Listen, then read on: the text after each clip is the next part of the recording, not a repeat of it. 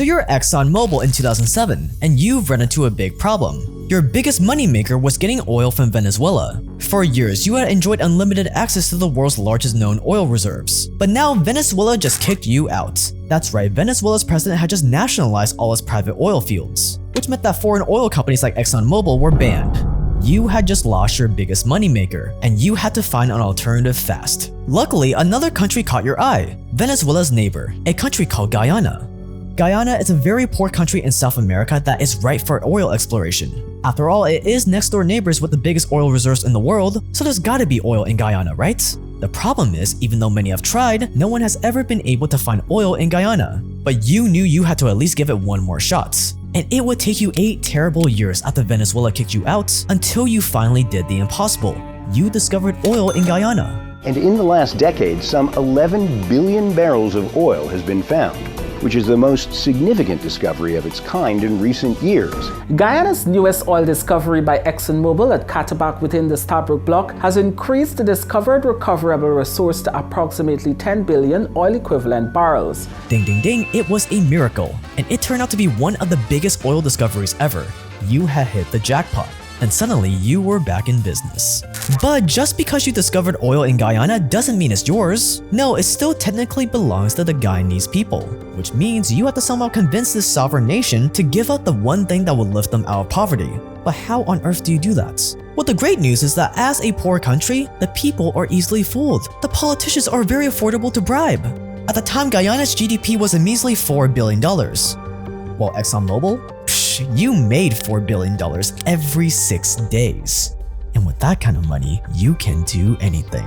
All you gotta do is use some of that cash to fool the Guyanese people into welcoming you with open arms. And once you get your foot in the door, you can start systematically taking over every aspect of Guyanese society. You'll be able to silently take over their governments, to take over their free press, their legal system. And ever since the discovery of oil in Guyana, that's exactly what ExxonMobil has been doing. Today, ExxonMobil has completely and utterly colonized Guyana without a single shot ever being fired. And no one has been the wiser. One journalist wrote it best. In Guyana, it's become hard to distinguish where the oil company ends and where the government begins. This is a story about how one transnational corporation managed to take over an entire nation state in the span of just a few years. Stay dangerous and let's get into it.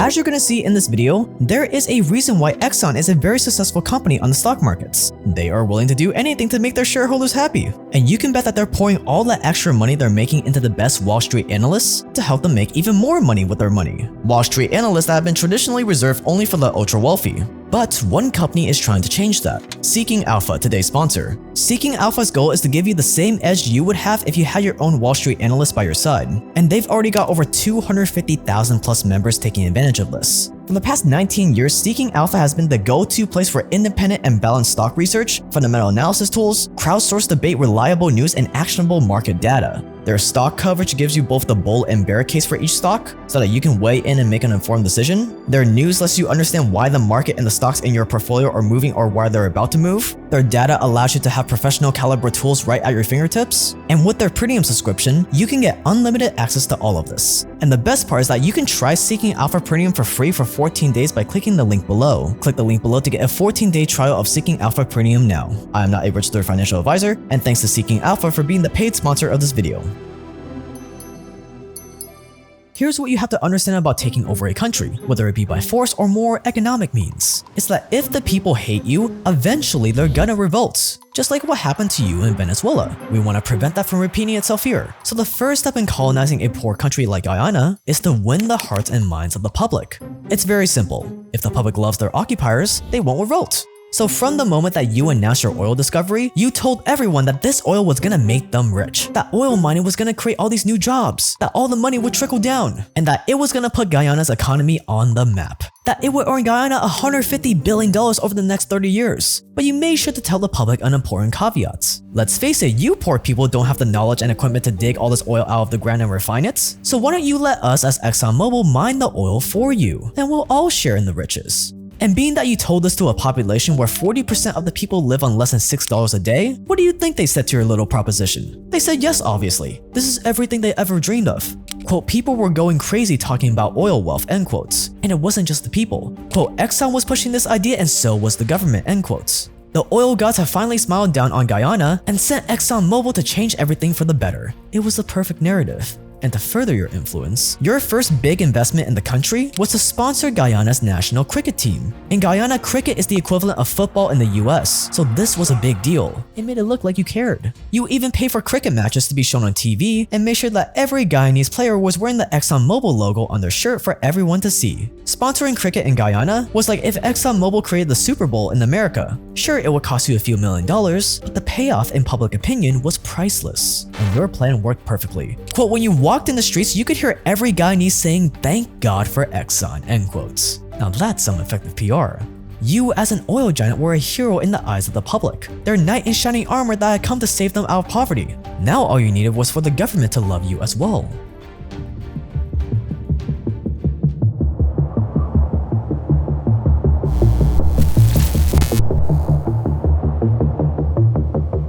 Just like many poor countries, Guyana is very corrupt. In fact, it's one of the most corrupt countries in the entire region. And you know what that means, right? That means Guyana is very affordable to bribe. So you got to work turning the Guyanese government into your well-paid puppets. You whined, you dined, you schmoozed your way into the highest circles of the Guyanese governments. And before you knew it, your oil executives were watching cricket games with the Guyanese presidents, while the Guyanese vice president regularly held press conferences talking up ExxonMobil and defending it against the country's regulators. It was the perfect setup. With the right contacts and just a little bit of money, buying favors from the government became as easy as buying vegetables from a supermarket. And thanks to your little deal with the Guyanese government, no outside supervisors were allowed on board Exxon's oil rigs and production vessels. Even your mining permits and documents were locked away from the people who were supposed to regulate your mining in the first place. You didn't just have the support of the government to mine oil, you also had its support to do about just whatever you wanted.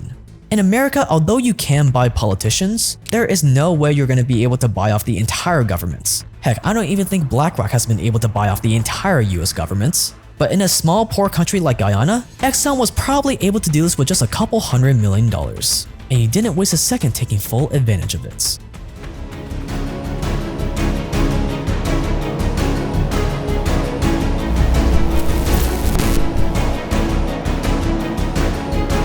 The media controls our reality. Think about it. The public only cares about issues when the mainstream media is blasting it in their faces 24/7. Coronavirus. COVID-19. And the same is doubly true for a small, uneducated country like Guyana. If pesky, independent journalists start blasting your name in the bad lights, the public will turn on you.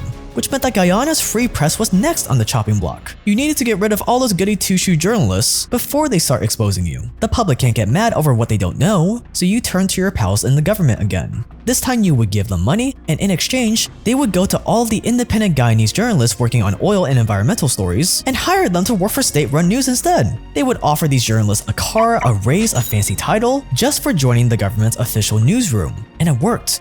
In a country where the average annual salary was just $6,500 a year in 2019, no one could resist the offer. One by one, journalists were bought off. And since they now all worked for the government, you had the last say on every story they published. The results? No more negative stories about you or oil in the news. Without anyone to report on your shady deals, the public had no way of knowing what you were really up to. So now you don't need all of Guyana to love you anymore. You just need to keep them in the dark. But even with the media in your pocket, there's still gonna be some stragglers that learn about your dark deeds. What if they try to sue you or use the legal system against you? Well then, I guess we're just gonna have to take over the legal system next.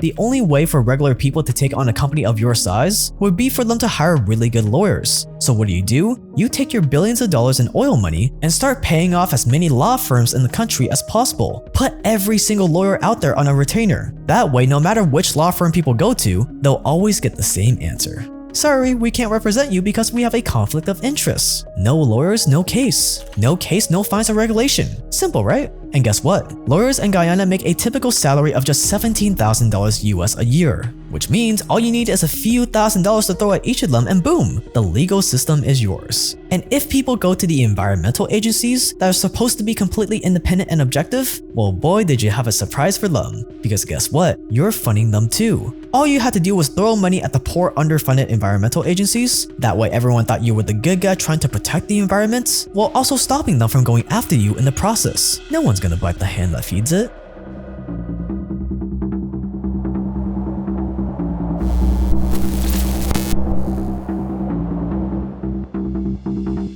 As ExxonMobil, your drilling operation in Guyana is one of the most dangerous in the industry, like Deepwater Horizon level dangerous. The Deepwater Horizon explosion spilled oil and gas throughout the entire Gulf of Mexico, and it cost BP $69 billion to clean it up. For comparison, Guyana's current GDP is just $8 billion. So if a spill happened, even if Guyana used all of its GDP, which is impossible by the way, it would take them more than 8 years to clean up that kind of spill. But luckily, if a spill did happen, they wouldn't have to do that, right? See, in most cases, oil companies running this sort of mining operation not only have insurance in case of an accident, but they also have to guarantee that they're going to pay for all the cleanup costs if it exceeds their insurance. And it makes sense. You're planning on making hundreds of billions of dollars off of this country's oil, so the least you can do is pay if something goes wrong, right? Well, not in the case of ExxonMobil in Guyana. See, once you had infiltrated the Guyanese government and got them to hand over all the mining rights to you, you thought that, well, if we could get them to do this, why not take it a step further? Why not make so we don't have to make any guarantees that we'll clean up after any accidents that happen? That's right, if any sort of oil accidents happen, ExxonMobil is legally off the hook. Now to be clear, you still gave them your word that you would clean up any mess you made, but there's nothing in the fine print saying that you have to. So now if a spill did happen, it would be the Guyanese taxpayers who are on the hook to pay for it. And obviously this did not sit well with a lot of people. With this move, you have finally revealed your true colors. That you didn't really care about the people or the country, it showed that you were just in it for the money all along. And so suddenly public opinion about ExxonMobil started to change, and the people took you and the Guyanese government to court, accusing you of working with the government to break the rules. But luckily, the Guyanese government refused to stop supporting you. This was the first time in history that an oil company and a government environmental agency was on the same side of a lawsuit. And even when Guyana's high court ruled against you, the government just wouldn't accept it. Instead, they lodged an appeal on your behalf. Yes, the government was fighting for ExxonMobil. And with that kind of power, now all you had to do was sit back and let the money flow in.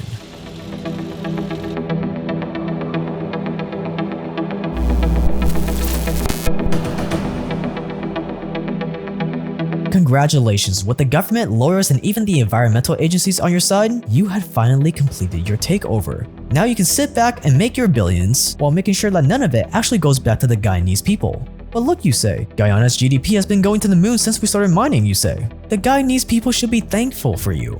But how much of that money has actually gone back into the country? Turns out not so much. Guyana's government was so desperate to keep you and your money in the country, the deal they signed allows you to deduct up to 75% of your revenue as expenses, before the rest is split between you and the government. It doesn't matter if your profit margin really is 25% or not. That was the deal the government signed. And even if they wanted to find out what your real profit margin was, they don't have the money or manpower to audit you. So you can just keep raking in billions while Guyana stays as poor and underdeveloped as ever.